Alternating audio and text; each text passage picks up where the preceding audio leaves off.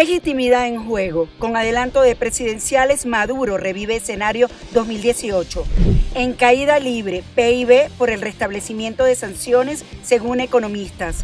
Alerta ambiental. Migrantes contaminan de basura el Darién. Buenas noches, bienvenidos a Noticias en Vivo por Impacto Venezuela de este 7 de febrero de 2024. Yo soy Yasmín Velasco y de inmediato comenzamos a revisar las informaciones más destacadas del día.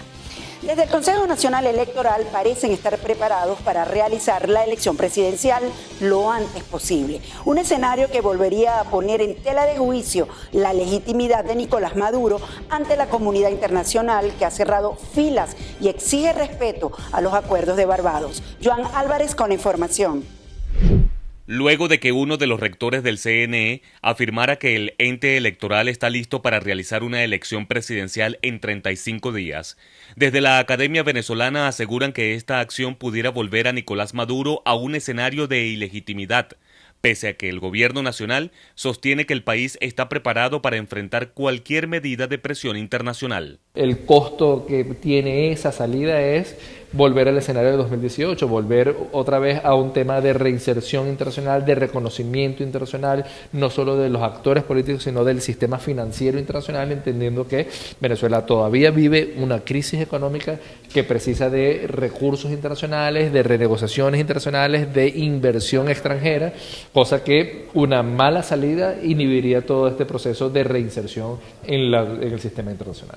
Para el profesor Luis Angarita es clave el cumplimiento de los acuerdos de Barbados para que no se produzcan nuevos señalamientos de ilegitimidad que puedan exacerbar las sanciones y, en consecuencia, la crisis que atraviesa el país. En Venezuela, independientemente de lo que suceda, va a haber un proceso electoral. Ahora, la legitimidad de ese proceso pasa por el reconocimiento de los actores internos y de los actores internacionales. Barbados es el instrumento que lo operacionaliza, es decir, si logramos construir un proceso electoral con observación internacional, que los veedores del Acuerdo de Barbados se sientan satisfechos por las condiciones cumplidas y que sea reconocido por los actores internos, creo que será eficiente el proceso electoral. Por su parte, el abogado Juan Manuel Rafali destaca que para que no vuelva a la sombra de ilegitimidad perseguir al gobierno nacional, independientemente de la fecha en que se fije la elección presidencial, los comicios deben contar con la participación de María Corina Machado, inhabilitada hasta el momento por el Tribunal Supremo de Justicia. Pensar en acuerdos electorales sin contar con la persona que aglutina la mayor representatividad política en el país en este momento, habilitada o inhabilitada, como lo quieran poner, es un disparate, pues, porque eso sería un acuerdo con pies de barro y donde al final el discurso público de ella va a terminar poniendo la agenda de la oposición a los efectos de esa ruta electoral. Importante destacar que este martes el diputado Francisco Ameliach, uno de los principales voceros del Partido Socialista Unido de Venezuela, aseguró desde la Asamblea Nacional que está de acuerdo con realizar la elección presidencial lo antes posible, algo que demuestra la premura con la que el gobierno de Nicolás Maduro pretende avanzar en este proceso ante el aparente riesgo de perder el poder político. Desde Caracas, Joan Álvarez, Somos Impacto Venezuela. Continuamos ahora en Panorama Nacional con nuestro equipo de corresponsales. Luego de conocerse el restablecimiento de algunas sanciones, en pocos meses la economía venezolana podría experimentar otro preocupante golpe con la disminución del PIB. Esto debido a que prácticamente se vendería el petróleo en remate ante la falta de permisos para exportar libremente a otros países. Una medida que podría evitarse siempre y cuando se cumplan los acuerdos de Barbados.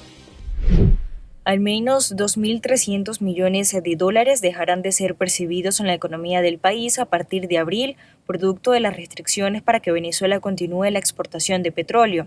Tras la decisión del gobierno estadounidense de posiblemente retomar las sanciones, si no se cumplen los acuerdos de Barbados, Venezuela tendrá que vender crudo a través de intermediarios cuya condición establece descuentos entre el 30 y 50% de los precios.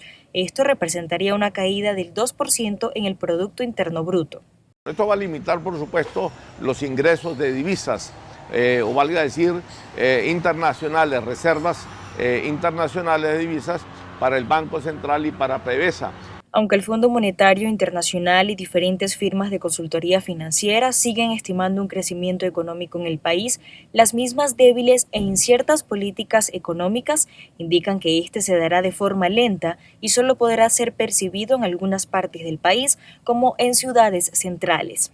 A esta problemática se le suma el débil funcionamiento de las refinerías para potenciar la producción, ya que constantemente requieren de mantenimiento. Así, la refinería El Palito, encargada de la producción de al menos 140.000 barriles de petróleo por día, se mantendrá inhabilitada por 20 días.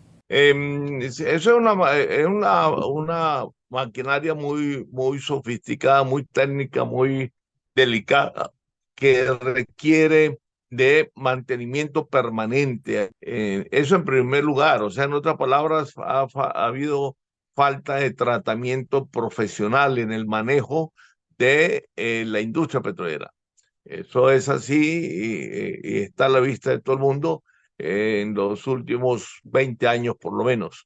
Venezuela produjo una media de 783.000 barriles por día de petróleo en 2023, un incremento que representó el 9.3% según la OPEP y que podría verse afectado nuevamente por las sanciones. Amigos de Impacto Venezuela, recordemos que en recientes declaraciones ofrecidas por la directora de Migración Panamá, Samira Gozaine, en 2023 más de 520.000 migrantes atravesaron la selva del Darién, 70% de ellos de nacionalidad venezolana. En lo que va de 2024 van más de 40.000 personas cruzando esta ruta, por lo que las autoridades panameñas estiman que este año el movimiento irregular migratorio podría incrementarse en más de un 20%. Autoridades panameñas sostienen que el daño ambiental al tapón del Darién por inconsciencia de los migrantes es preocupante. El país caribeño insiste en que el Parque Nacional no es una ruta para el éxodo, sino una jungla con peligros propios. 70 toneladas de basura se ha dejado en nuestro Parque Nacional del Darién. Esta migración ha dejado 70 toneladas. Los informes del Ministerio de Ambiente establecen que no sé cuántos años tomará para que nosotros nos podamos recuperar. Panamá es uno de los 3 países de carbono negativo y no estamos enfocándonos qué daño le está haciendo a nuestro Parque Nacional Darién esta migración. Según cifras de Migración Panamá, en 2023 aumentó 10% el flujo de migrantes extracontinentales en el tapón del Darién, que no tienen perfil para ser refugiados. Alertan que estos podrían ser captados por mafias. Estamos ahora mismo hablando de un aumento de los nacionales de la China, los nacionales de la India, de Vietnam, pero eso se debe a que el crimen organizado ha identificado esto como un negocio lucrativo permitido por los organismos internacionales porque siguen con este enfoque humanitario que Panamá ya entiende que no lo es. 99% de esta población que migra de esta forma no tiene ningún elemento que lo caracterice como refugiado. Son personas que el crimen organizado ha utilizado para lucrar. Diversas organizaciones no gubernamentales alertan sobre el infierno que viven migrantes que se atreven a cruzar la selva del Darién. Y es que son 575.000 hectáreas aproximadamente de vegetación densa, ríos caudalosos y mafias apoderadas de tramos del territorio. Marine Glod, Somos Impacto Venezuela. El Congreso de Ecuador rechazó un incremento del impuesto al valor agregado. Con 83 votos en contra de los 137 miembros, la Asamblea Nacional se opuso a que ese tributo aumentara de 12 a 15% hasta 2016 y luego bajara a 13%. La propuesta había sido planteada por el presidente Daniel Noboa para financiar la guerra contra las poderosas bandas que se dedican al narcotráfico. Eso le va a permitir al Estado una recaudación de 1.300 millones de dólares anuales hasta el 2026. ¿Para qué? Para financiar el conflicto interno, para dotar a los militares y policías del implemento, del equipamiento, de la infraestructura que necesitan. ¿Por qué insistir con la receta neoliberal del Fondo Monetario Internacional? ¿Por qué insistir que sigan asumiendo el peso de la crisis los de abajo y los del medio? Es momento que quienes mayores ganancias han obtenido sean los que más paguen. La decisión del legislativo fue vetada por el mandatario, quien remitió un nuevo documento en el que determina un IVA del 13% y advierte que se podrá modificar la tarifa de este impuesto. El Congreso tiene un plazo de hasta 30 días para allanarse al veto o mantener su decisión inicial. El IVA es una de las mayores fuentes de divisas para Ecuador y la tasa de 12% permitió en 2023 una recaudación de unos 8.400 millones de dólares, equivalente al 8% del Producto Interno Bruto. Para financiar la lucha contra el narcotráfico, la Asamblea Nacional aprobó en la misma sesión del martes que el sistema financiero contribuya con hasta el 25% de las utilidades obtenidas en 2023 y que el impuesto a la salida de capitales se incremente.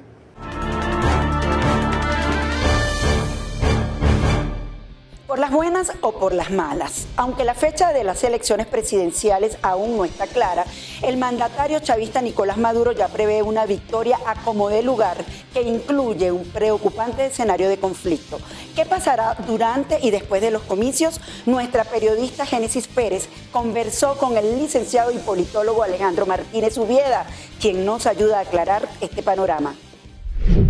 Licenciado, el mensaje fue inminente. ¿Por las buenas o por las malas? ¿Qué se puede esperar de este escenario desafiante y hasta amenazante por parte del presidente Nicolás Maduro? Detrás de todo régimen autoritario, como es el caso de Nicolás Maduro, siempre está la amenaza del uso de la fuerza, ¿no?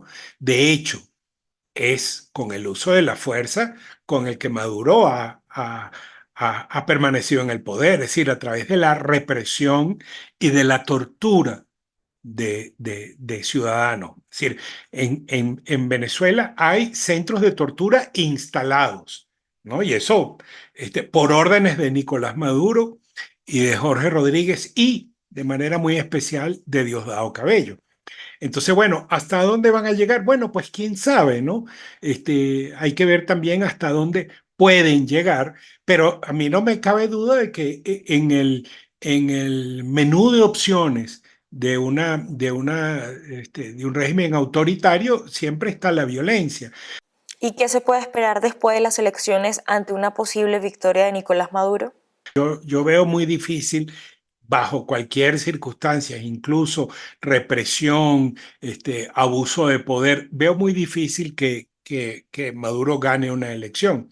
A mí me preocupa lo que va a pasar de aquí a la elección, porque cada instante que está Nicolás Maduro en el poder, eso lo que significa es pobreza, muerte, pérdidas de empleo, empresas que se van del país.